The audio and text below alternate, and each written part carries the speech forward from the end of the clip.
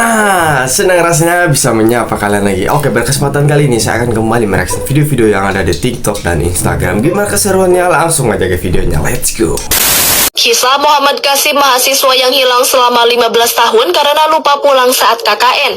Apa jadinya jika Anda melaksanakan kuliah kerja nyata di sebuah daerah dan memilih menetap untuk membangun daerah tersebut hingga belasan tahun? Inilah kisah perjuangan Muhammad Qasim, mahasiswa Institut Pertanian Bogor yang baru kembali setelah 15 tahun dikabarkan hilang, akhirnya wisuda di usia 40 tahun. Tertundanya Qasim wisuda awalnya terjadi pada tahun 1964 saat ia sedang mengikuti program pengarahan mahasiswa yang kini lebih dikenal sebagai KKN. Pada saat mengikuti KKN, pria kelahiran Langsa Aceh itu ditempatkan di Pulau Seram, Maluku. Setiba di sana, Qasim benar-benar serius dalam mencurahkan ilmunya dalam membantu para petani. Qasim mengajarkan para petani di Pulau Seram untuk bisa mengolah tanah dengan baik, membuat irigasi serta meningkatkan hasil panen yang berkualitas. Namun program KKN itu hanya berlangsung selama 3 bulan. Setelah 3 bulan, Qasim harus sudah kembali ke kampus IPB untuk melanjutkan pendidikannya. Namun Qasim lupa pulang, dia sudah jatuh cinta dengan Pulau Seram. Dia merasa bahwa tugasnya di Pulau Seram belum usai, sehingga ia memilih untuk tinggal untuk membantu para petani. Qasim benar-benar tidak ingin kembali, bahkan saat teman seangkatan wisudanya, Qasim masih bertahan di Pulau Seram, Maluku.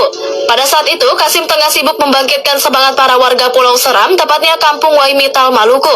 Setelah merasa tugasnya telah selesai, Qasim akhirnya kembali ke kampus IPB pada tahun 1979. Dia kemudian dibantu teman-temannya untuk mengerjakan skripsi, dan Qasim pun akhirnya diwisuda pada usianya yang ke-40 tahun. Namun wisudanya Qasim bukan karena dirinya berhasil mengerjakan skripsi, melainkan karena rela mengabdi selama 15 tahun yang tanpa gaji.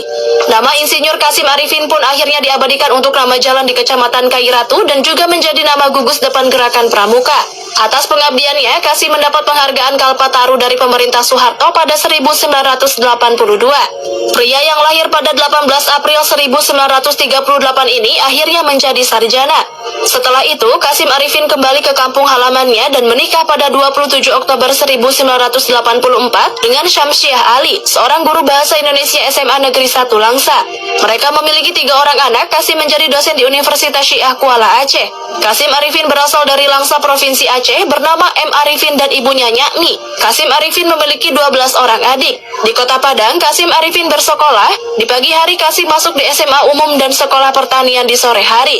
Muhammad Qasim Arifin meninggal dunia di Banda Aceh 26 Juli 2006 pukul 10.30. Kisah Qasim ini diabadikan oleh 2 sastrawan Indonesia, yaitu Taufik Ismail dan Hana Rambe.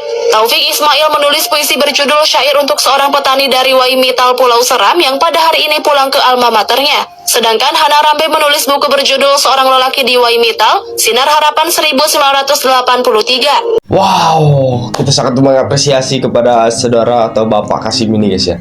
Yang dimana umumnya anak KKN itu, kalau saya tahu ya, selama yang saya tahu biasanya itu paling lama saya dengar itu 6 bulan guys, atau 4 bulan lah.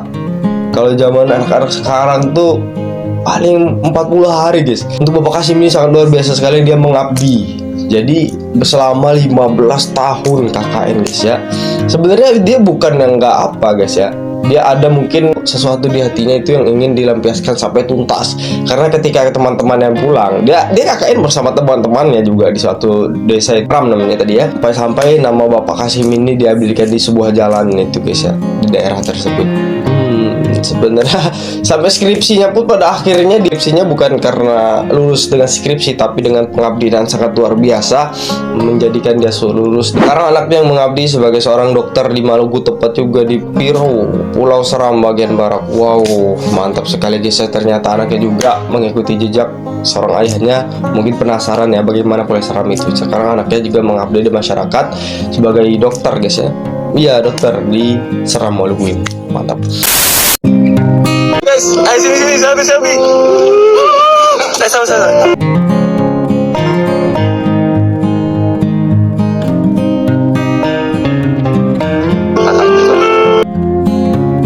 Setiap pertemuan pasti ada perpisahan guys ya. Karena pasti ada perpisahan lah pokoknya. Kalian akan merindukan setiap momen yang ada setiap KKN. Apapun itu, suka maupun duka yang ada di KKN guys ya. Pokoknya sedih juga guys ya. 40 hari biasanya bersama gitu kan. Kalau untuk anak-anak sekarang 40 hari, 3 bulan, 6 bulan. Bayangkan aja 40 hari bersama. Setelah pertemuan itu, setelah 40 hari bersama terpisahkan oleh pendidikan lanjut. Dan alhamdulillah kalau masih bisa berkumpul lagi gitu kan. Kalau nggak bisa ya itu. Aduh, sangat luar biasa ini. Perpisahan ini luck buat teman-teman KKN semua. Pengen banget KKN lagi tapi nggak ngeproker, cuma goleran di posko sambil main Uno dengan cerita-cerita random. Kangen banget iya. Pokoknya momen-momen seperti itu yang membuat lengket banget. Kalian libur semester, mana main? KKN lah. KKN kalian di mana? Tanah datar. 50 kota. Oh, bagus lah. Air nggak ada. Mandi di musola. Rumah bayar. Uang nggak ada. Diusir. Ngontrak bayar pula. Supaya ada dosen pembimbing lapangannya untuk menemui camat dan lurah. Oke, di sini captionnya adalah baru juga KKN belum sampai 1 minggu. Alah, KKN kalian sebulan, mana main? Seminggu kurang lah, langsung diusir. Tolong lah untuk yang melaksanakan KKN jangan sampai hal-hal seperti ini terjadi. Karena beberapa untuk yang tahun lalu atau tahun sebelumnya ada juga yang seperti usir kayak gini karena tingkah laku dan tutur kata yang kurang baik guys ya. Jadi gini guys, kalau ngomong ke seperti itu tuh kita keterima di desa itu aja sudah sangat amat bersyukur. Coba bayangkan ketika kalian KKN dimanapun, setiap desa manapun tidak mau menerima kalian, itu bagaimana rasanya? Itu sangat, karena KKN ini menjadi salah satu syarat untuk kelulusan guys. Aduh, ini sampai memang intinya jagalah tutur kata, tingkah laku kalian tuh jaga. Enak nggak enak, apalagi ini di publik guys ya, disebarkan. Baru 1 minggu KKN ini baru nih kejadian guys. Yang dipikirkannya bukan dia aja sebenarnya, orang tuanya yang sudah membiayai itu gimana coba. Nanti pasti dia akan tetap KKN lagi walaupun beda tempat. Sampai story ini tahu dengan KKN selanjutnya. Kalau nggak dapat teguran dari pihak kampus, kalau sempat dapat teguran dari pihak kampus yang secara serius, udahlah itu kacau. Peraturannya tuh ya mirip-mirip sama dengan apa yang ada di desa kalian sebenarnya. Pada umumnya ya, untuk peraturannya jangan sampai dilanggar. Apa yang nggak boleh jangan dilanggar. Upload, ditonton banyak orang. Tujuannya pasti untuk ditonton banyak orang kan, biar kritikannya ini tersampaikan. Yang nggak ikut jadi ikut nih guys. Coba kita lihat komentar. Sekian teman-temannya nggak ikut-ikutan bikin video. Nah itu, yang nggak ikut-ikut video ikut kena semuanya rata. Ulang kalian. Semoga bisa melaksanakan KKN kembali, tidak mengulangi kesalahan yang sama, tidak dapat teguran yang serius dari pihak kampus.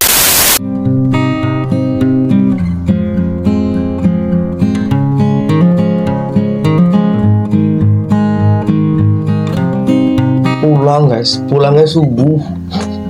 Diusir langsung subuh. Kita KKN di desa Penari, ternyata KKN belum kelar udah disuruh pergi. Ini saya nggak tahu persis ya di mana tempatnya. Cuman kasus ini kan sempat ada tuh difilmkan, yang kisah nyata yang KKN desa Penari itu difilmkan. Itu karena apa coba? Sebenarnya memang kalau sesuai cerita ini alur di film ya, kalau di film itu dia melanggar peraturan dengan tahun lalu menghina desa tempat dia melaksanakan KKN, kena usir juga. Di sini mengkritik fasilitas yang ada di KKN desa tersebut, kena usir juga. Sebenarnya nggak ada yang ingin kalian mengusir kalian tuh, nggak ada sebenarnya.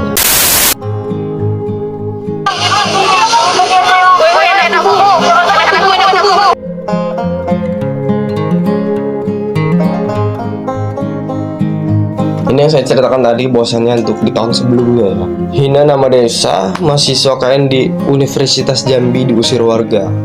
Aduh, ini kan nggak mencoreng dia aja maksudnya, pihak kampus tercoreng. Dia juga susah nanti kalau tahu desa yang akan dituju nanti untuk KKN.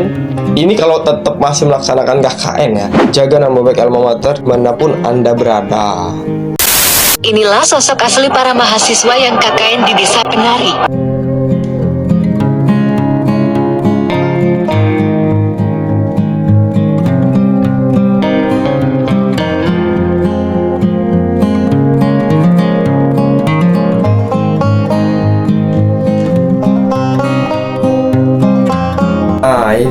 di KKN Indonesia Penari yang sempat viral. Jadi difilmkan cerita itu guys ya. Ini karena apa difilmkan? Kalau menurut cerita yang ada di filmnya, ya karena mereka melanggar peraturan yang ada di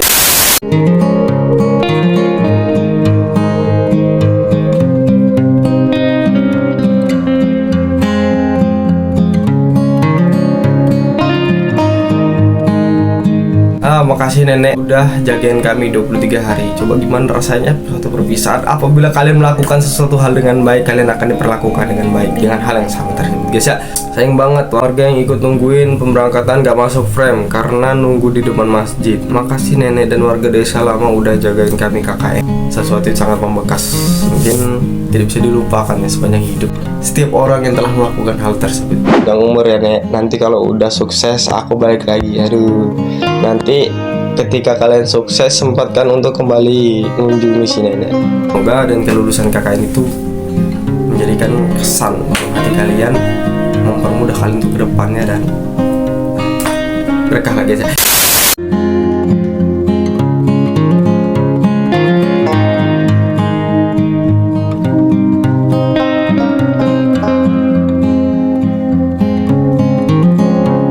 Sedih pas KKN selesai itu udah nggak bisa ketemu lagi sama mereka karena jauh plus biaya tempat mahal. Itu desa yang antar anak-anak KKN ini untuk pulang. Itu menjadi momen yang sangat berkesan menurut saya ya. Saya berkesan dan sangat membekas sekali. Jadi kalian memberikan kesan, sesuatu kesan sehingga kepergian kalian ini menjadikan kehilangan di desa tersebut guys ya. Tanpa kalian sadari berarti KKN kalian berhasil. Mantap. Walaupun kalian udah pergi tapi kenangan kalian masih tetap ada dan dikenang sepanjang masa.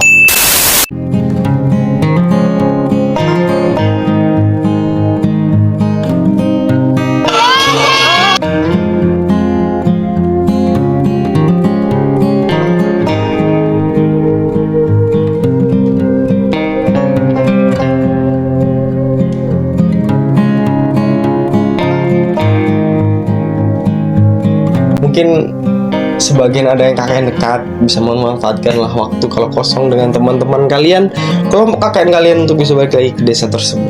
Ya kalau jauh mungkin kalian bisa melakukan video call mungkin atau telepon untuk melepaskan rasa rindu kalian. Janganlah hilang begitu saja, lainnya satu desa ngantar pulang guys. Ini bisa nangis sejadi-jadinya di tempat nih. Fix KKN kalian berhasil. Kalian terbaik di hati masyarakat Sulawesi Tengah. Nah, mungkin cukup segitu aja video dari kesempatan kali ini. Saya mohon maaf bila ada kata-kata yang tidak ada tempatnya. Dan apabila kalian suka dengan video ini, jangan lupa tinggalkan like, comment, and subscribe. Dan share juga guys ya. See you in the next video. Bye.